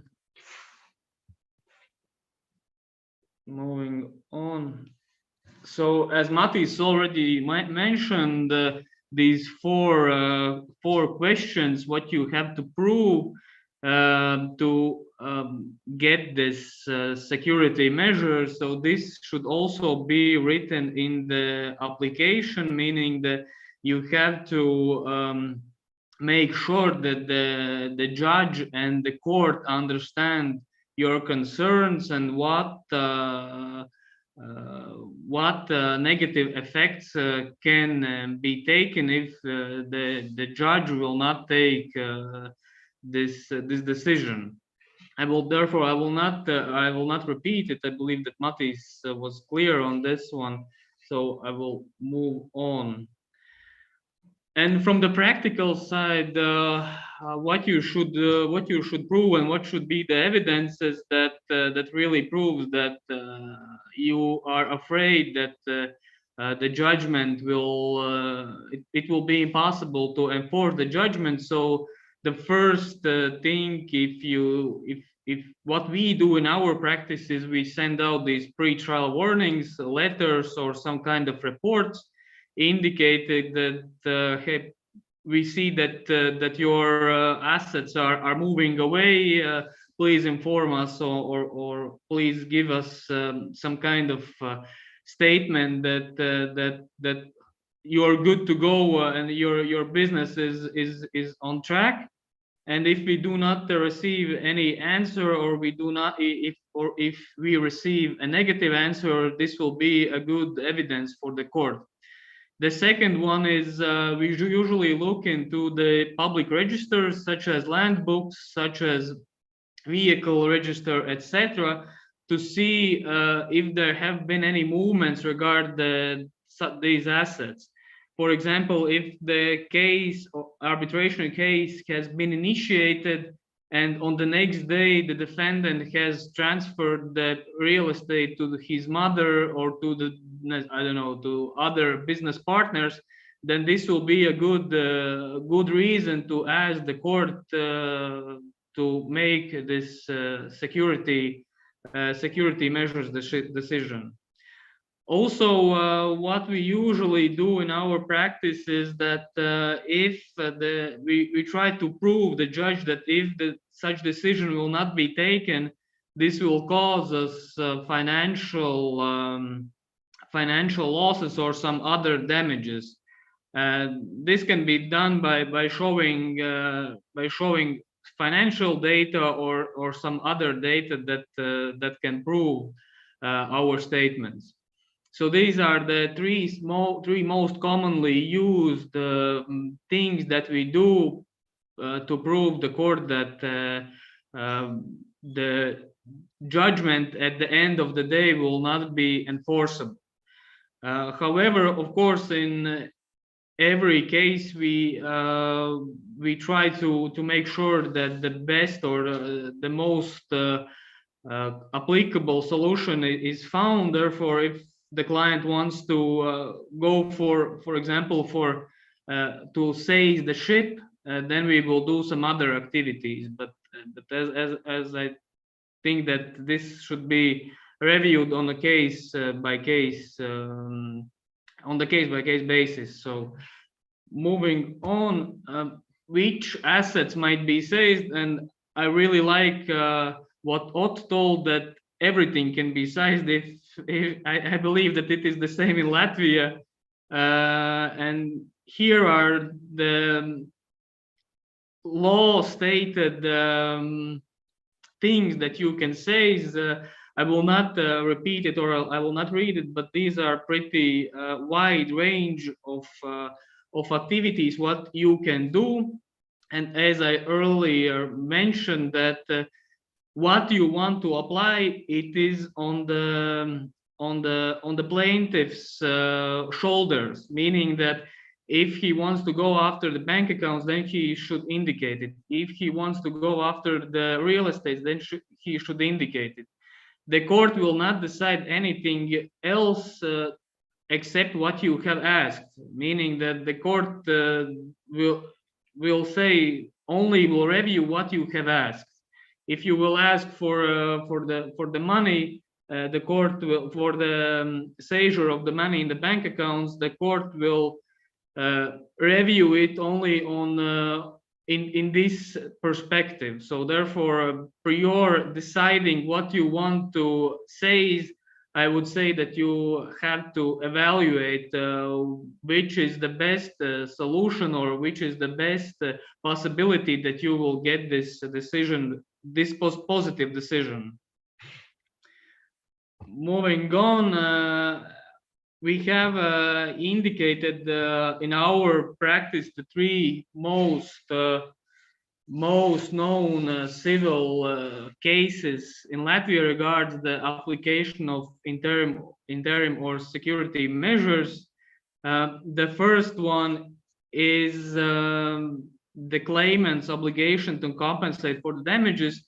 It is, I believe, the same as Estonia, as Ott mentioned, that if you want to receive this security measures, this decision, you have to keep it in mind. If the final decision will be negative, the defendant can submit claim against you and to request you to repay the damages. So this is what we always say to the client. We can of course submit this application to secure the claim, but usually not. But you should also keep in mind that if the case will not be satisfied at the end of the day, then the defendant can request to repay the damages. The second Supreme Court judgment is regarding the execution of the foreign decision. As we know that, and as Matis mentioned, that in Europe, more or less all the laws are at some level synchronized. Therefore, this decision was reviewed in the aspect of the foreign decision taken in the outside of EU, and in this decision, the court, this resolution part was not in accordance with the Latvian law. Therefore, the Supreme Court told the Court of Appeal that you have the right to amend this resolution part in that way that it is enforceable. So this is something that the courts nowadays do, and this is also applicable for the arbitration courts. For example, if you have a court decision from the BVA or from other interesting areas, then it is possible to enforce it here in Latvia. But again, if you want to enforce it here in Latvia, you have to prove that here are the assets or some other valuable things that you can collect. And the third decision is that in Latvia the law do not state that you have the rights to appeal the security measures. The law states that you have the rights to again submit application to the court to terminate applied security measures. And once you submit this, or once you prepare this document, you have to indicate what the actual circumstances have changed before this security decision was taken, meaning that if you will submit the application to terminate the security measures just to submit it, then I'm pretty sure that the court will not grant it or will not approve it. Therefore, prior submitting it, you have to indicate the circumstances what have changed. From our side, since the time of the presentation was limited, this is all. We will be happy and we will be in position to provide any answers on the questions that you have. Yeah. Thank you very much, Matis and Arturs, for presentation of Latvia jurisdiction. So it's really very pretty, the same as Estonia and even Ukraine, I must say.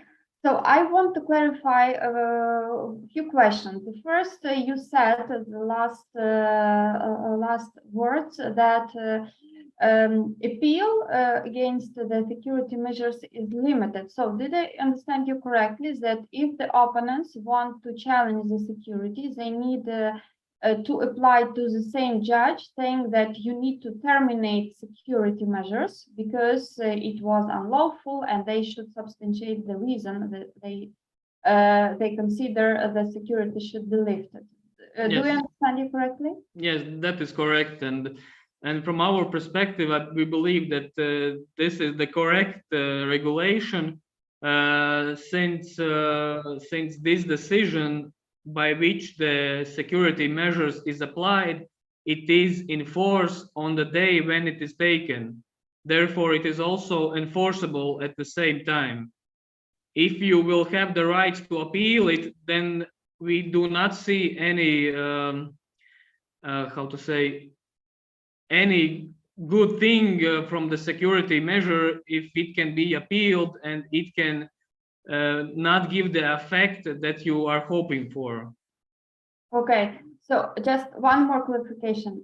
If the first instance judge decided still to keep security measures in force, do we understand you correctly that there is no recourse to appeal? So Yes. this decision will be final and binding, and no appeal will be available. Yes, that's correct. Yeah, so I think that in your jurisdiction, the time limit for considering security measures, they are maybe the shortest one. Yes, Otto, do you have some comments to add? Yes, I would like to ask a question, just if you kindly allow me. Just out of professional curiosity, maybe, in Latvia, how do you, would it be feasible or practically possible to apply for freezing the bank accounts the same way that we do in Estonia? As I told, that in Estonia we have quite a few banks only, and we usually ask the court to freeze the accounts in every credit institution in Estonia. I don't think, well, I don't know, but I would think that that would not be feasible or practically possible in Switzerland or in Cyprus. But how is the situation in Latvia? The last time I checked, you still had more banks than we do. I would say that one thing is that we have a register of bank accounts, meaning that every legal entity has to indicate the bank accounts it has. Of course, the question is whether all legal entities has done it in a bona fide way. But in general, there is this register, and well, the court bailiff can instantly know where in which banks these bank accounts are.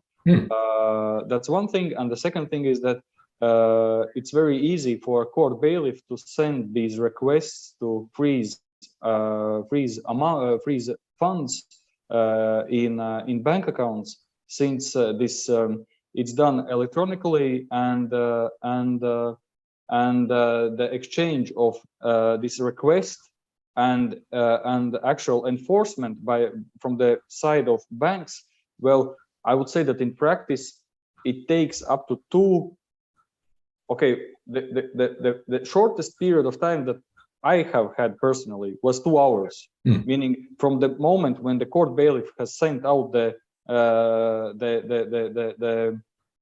freezing order until the moment when the actually bank informed that there is money and it has been frozen, it was 2 hours. Impressive. So I would say that the enforcement part is pretty convenient from the side of claimant, meaning I would say that it's very efficient. Very good. Thank you.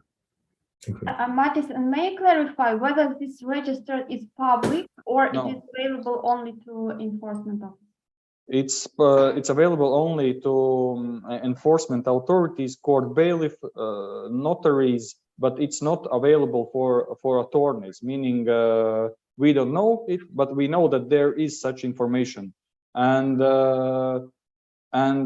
you may also have a question whether we can ask banks to inform on whether the legal entity X has a bank account in their bank, we can ask it, but actually in very rare cases, banks actually answer it, because what they say is that the secrecy on relationship between the bank and their client is prevailing, and that's it. Yeah, and maybe you can clarify again the question I put to everyone concerning jurisdictional criteria. So, do we have the same principle as in Estonia, or generally against any debt? The principal rule is that there should be some reasonable proof that there are assets located in Latvia. If it is proven, then we can move forward. Okay.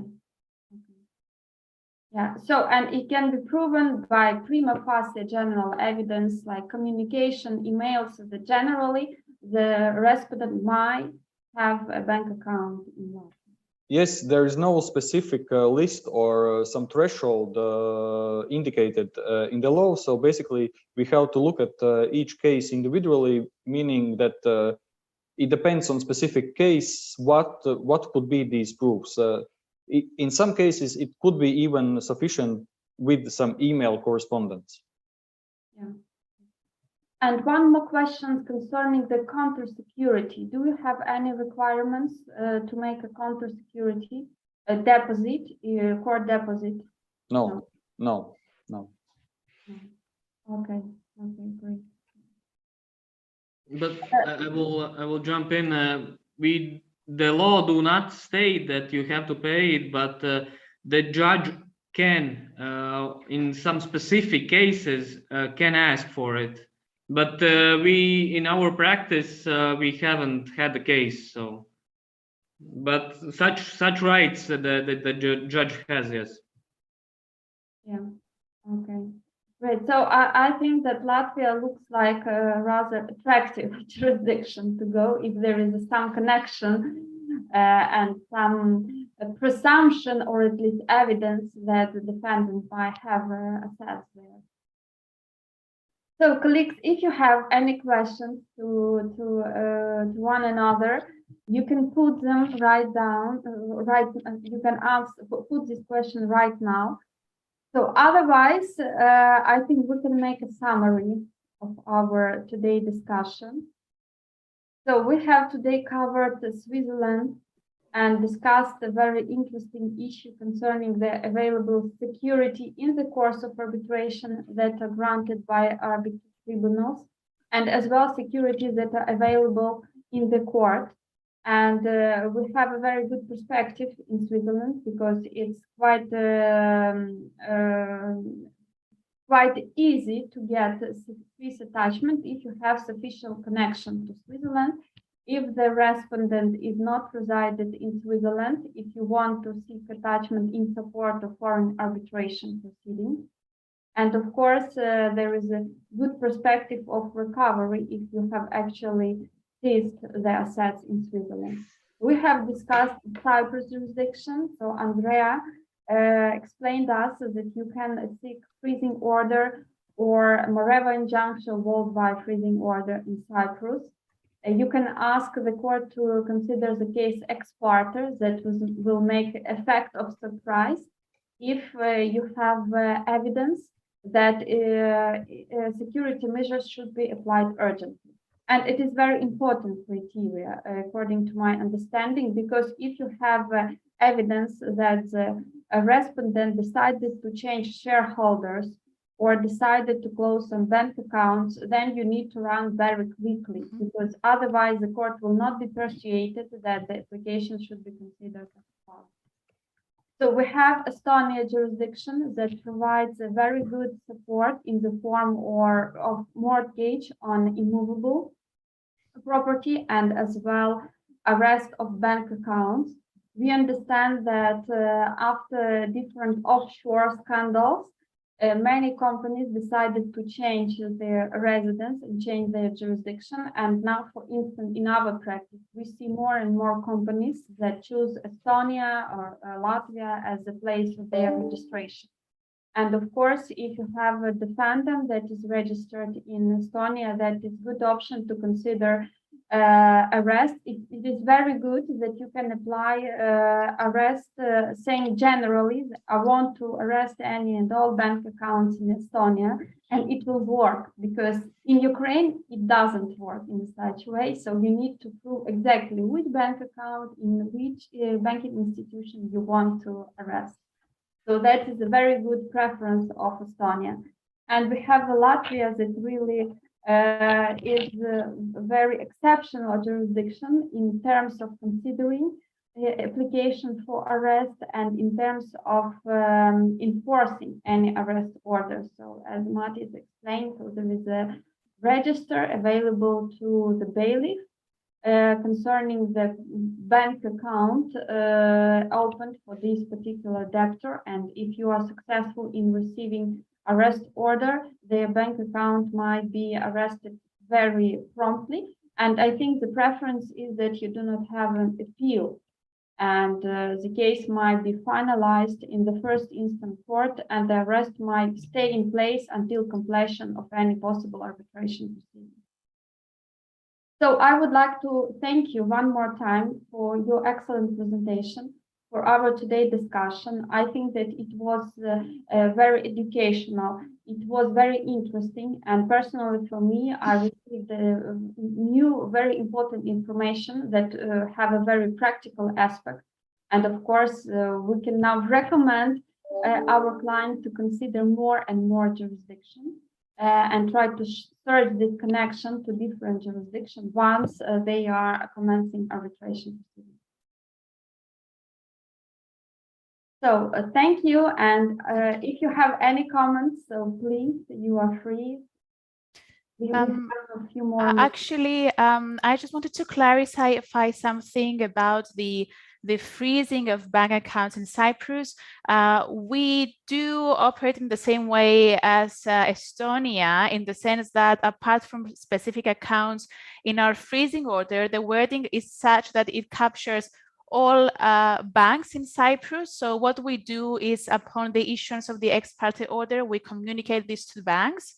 And we also ask for the banks to provide us with the details of the account and the amount, the balance. I just wanted to clarify that, since it was mentioned before. It's important in the Absolutely, yes. Yeah, cash account in any bank account. In any banking institution.